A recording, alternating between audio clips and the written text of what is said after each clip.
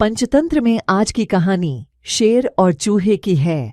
एक बार की बात है, किसी जंगल में एक चूहा रहता था। एक दिन जब वो अपनी बिल की तरफ लौट रहा था तो उसने एक गुफा में एक शेर को आराम करते देखा। शेर को मजे में सोते हुए देख चूहे के मन में शरारत सूझी। चूहा शेर की गुफा में जा घुसा और शेर के ऊपर चढ़ गया। वह शेर के ऊपर खूब उछल कूद करने लगा और उसके बाल खींचने लगा।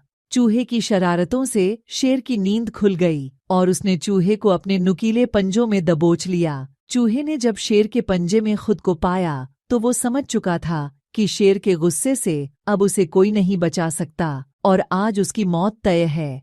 चूहा बुरी तरह डर गया और रो रो कर शेर से विनती करने लगा कि शेर जी, मुझे मत मारो, मुझसे भूल हो गई, मुझे जाने दो। अगर आज आप मुझे जाने देंगे तो मैं आपके इस उपकार के बदले भविष्य में जब भी आपको किसी मदद की जरूरत होगी मैं आपकी मदद करूंगा। चूहे की बातें सुनकर शेर की हंसी निकल गई। शेर ने कहा कि तुम तो खुद इतने छोटे हो, मेरी मदद क्या करोगे। चूहे की विनती सुनकर शेर को उस पर दया आ गई और उसने चूहे को छोड़ दिया। चूहे ने शेर को धन्यवाद बोला और वहां से चला गया।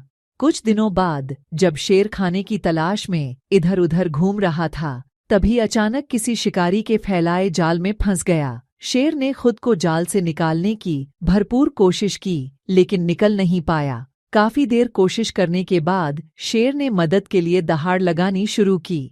उसी वक्त वो चूहा उधर से गुजर रहा था कि उसने शेर की दहाड़ने की आवाज सुनी। वो भागकर शेर के पास गया और शेर को जाल में फंसा देख चौंक गया। उसने बिना देर करते हुए अपने नुकीले दांतों से जाल को काटना शुरू किया और कुछ ही देर में उसने पूरे जाल को काटकर शेर को आजाद कर दिया। चूहे की इस मदद से शेर की आंखें भर आईं और नम आंखों से शेर ने चूहे को धन्यवाद किया और दोनों वहां से चले गए। फिर शेर और चूहा अच्छे दोस्त बन गए।